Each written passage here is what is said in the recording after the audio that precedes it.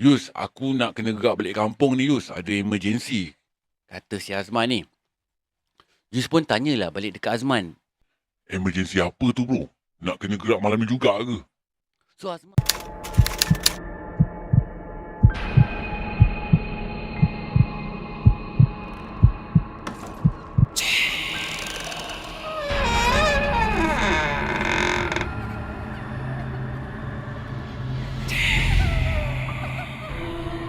اللهم صل على سيدنا محمد وآله وصحبه وسلم.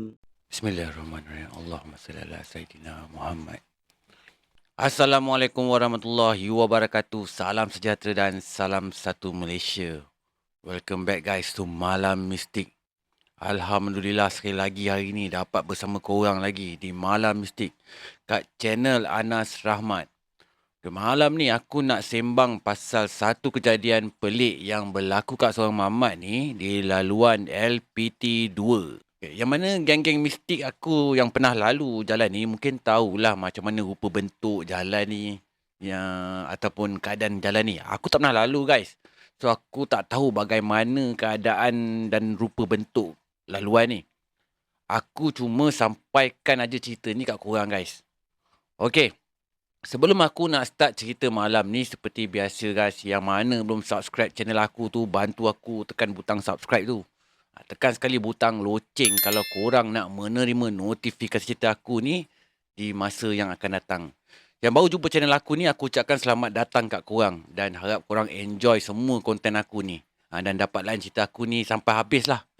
Dan yang dah pun subscribe channel aku dan selalu support aku ni, aku ucapkan ribuan terima kasih kat korang guys.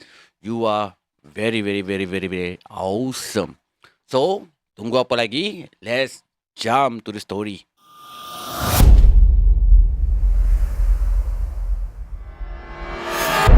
Kisah ni berlaku pada seorang mamat ni yang hanya nak dikenali sebagai Azman. Ini adalah pengalaman si Azman ni semasa dia lalu menggunakan lebuh raya Pantai Timur 2 ataupun nama singkatan bagi lebuh raya ini adalah LPT2.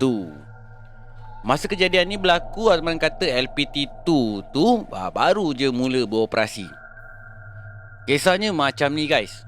Ada satu hari tu dalam lepas maghrib gitulah, Azman dapat call daripada makcik dia yang duduk dekat kampung. Makcik Azman ni call masa tu dalam keadaan nada yang macam sedih. Sedih sangat lah. Masa tu Azman baru je sampai kat rumah daripada tempat kerja.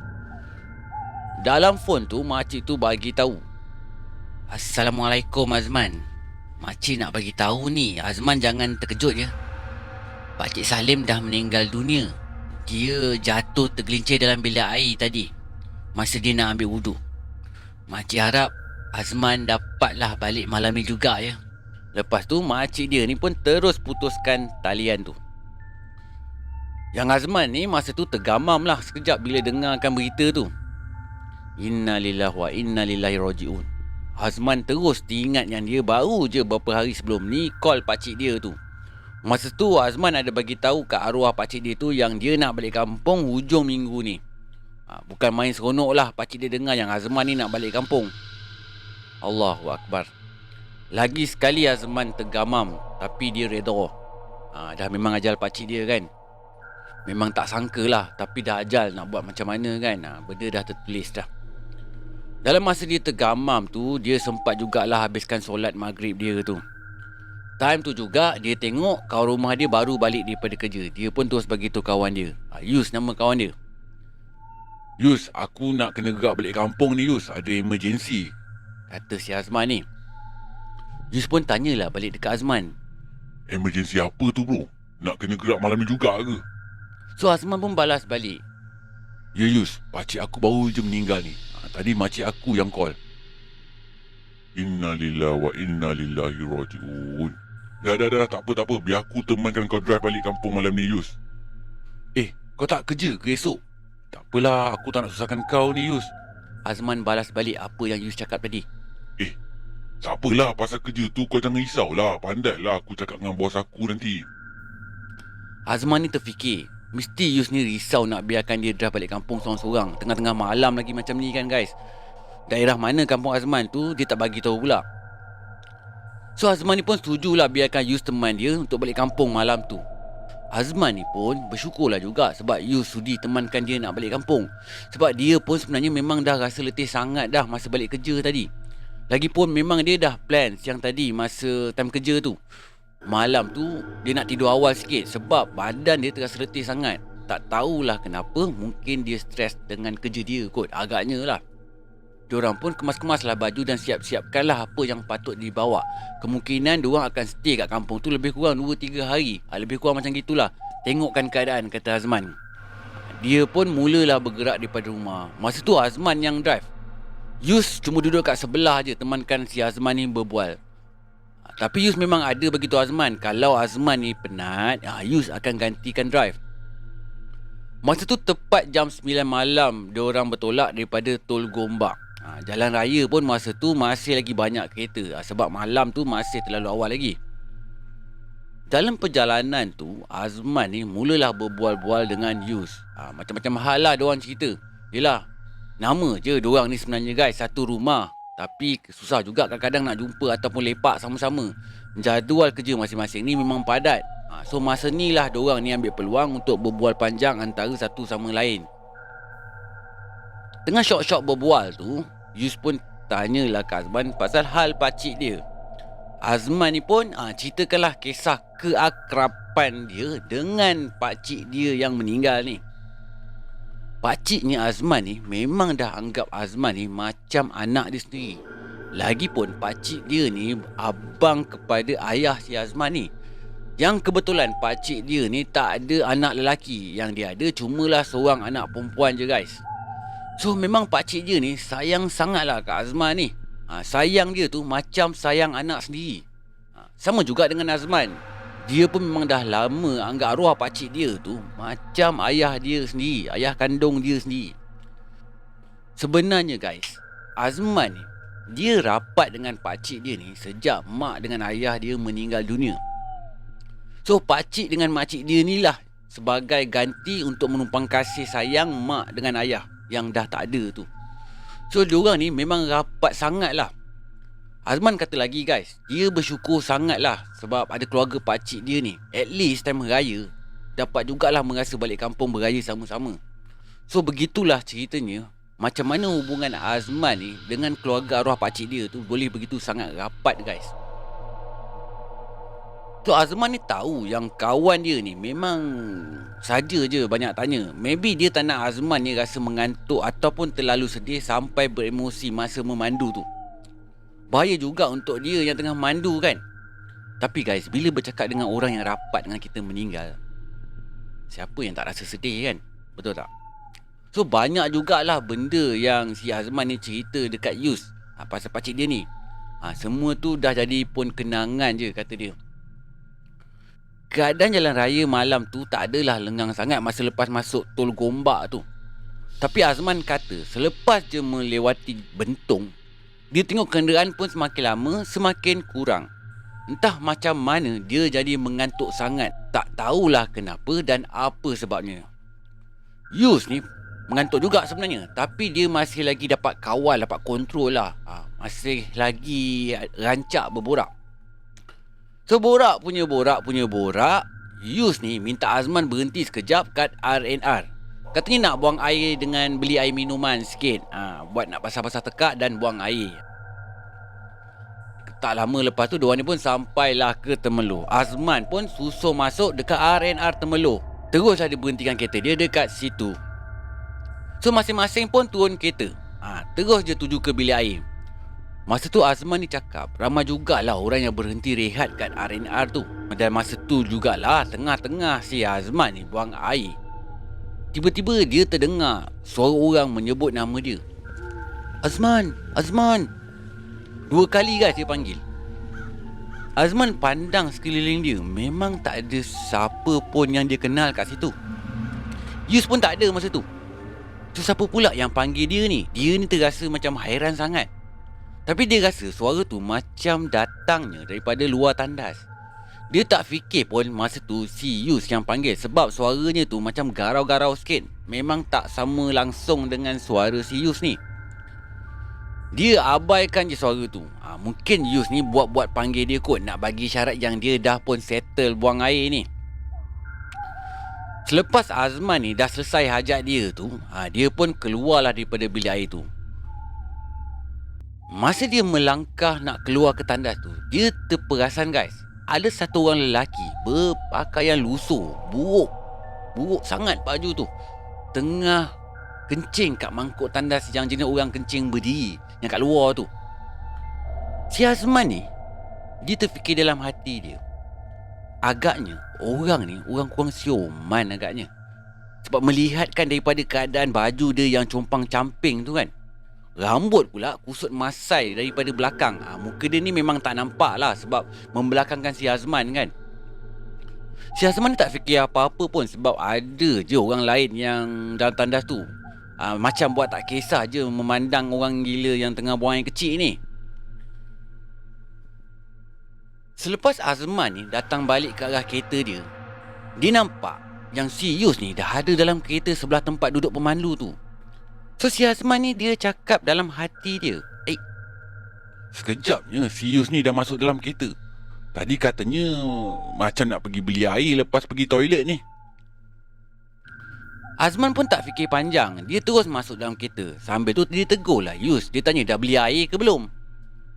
Si Yus ni diam, dia tak menjawab apa-apa. Pelik betul budak ni, dah kenapa agaknya.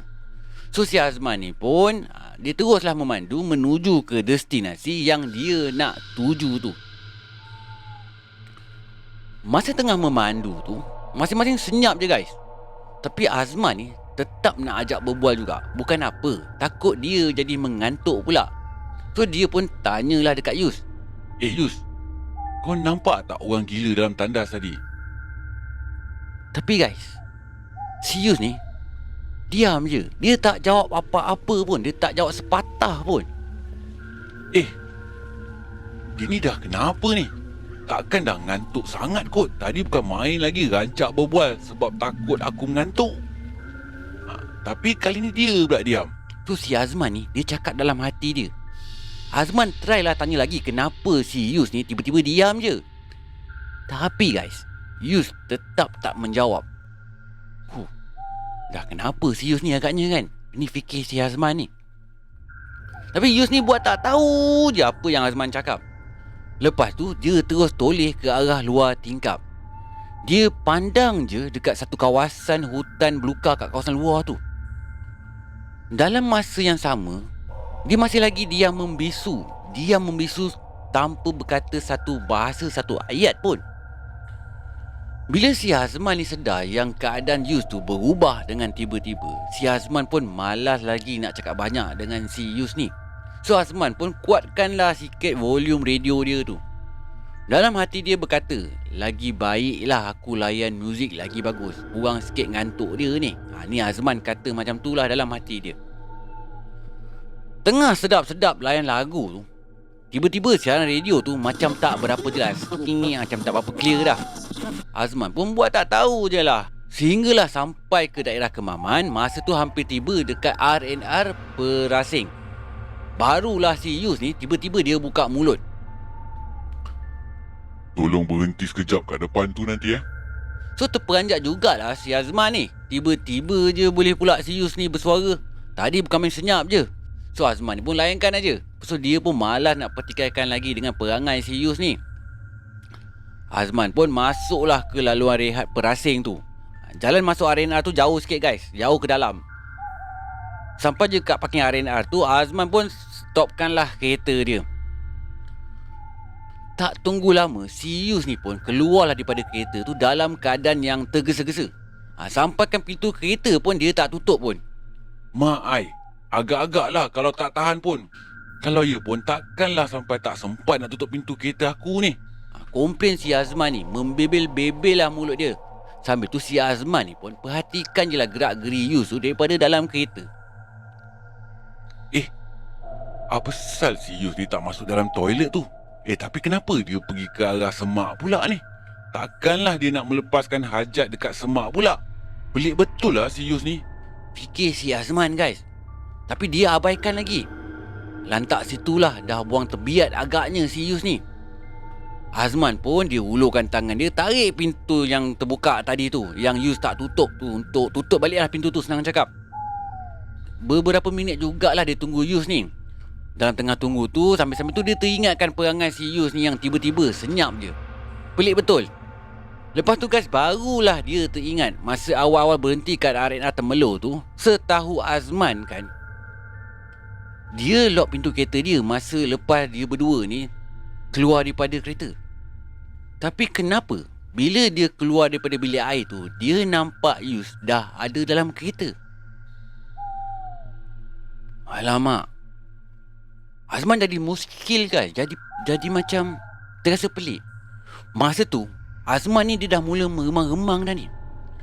Baru dia teringat nak check handphone dia yang dia letak kat tengah gear tu, kat tepi gear tu. Dari tadi sebenarnya dia lupa nak check pasal handphone dia ni. Dia pun buka handphone dia. Serius lah, handphone aku mati. Masak. Risau si Azman ni. Kot masa-masa handphone dia ter-off tu, makcik dia call ke apa ke kan. Dia pun sebenarnya pelik, macam mana boleh ter-off handphone pula. Bateri pun taklah low. Pelik biar ajaib ni. Dia pun teruslah onkan balik handphone dia tu. Lepas dia onkan handphone dia tu, terus masuk notification call dengan mesej sekali. Weh, kau tinggalkan aku ni. Yus hantar mesej pada Azman. Terkejut gila lah Azman masa tu, sambil tertelan air liur dia guys bila dia baca mesej tu. Rupa-rupanya guys, si Azman ni, dia tertinggalkan member dia si Yus ni kat R&R Temerloh. Kalau Yus tertinggal kat R&R Temerloh tu, siapa pula yang si Azman ni bawa daripada tadi? Sudah. Memang nak pecah kepala si Azman ni fikir sambil menggigil badan dia ni, sambil menggigil satu badan ni. So kenalah dia patah balik untuk ambil Yus ni kat R&R Temerloh tu guys.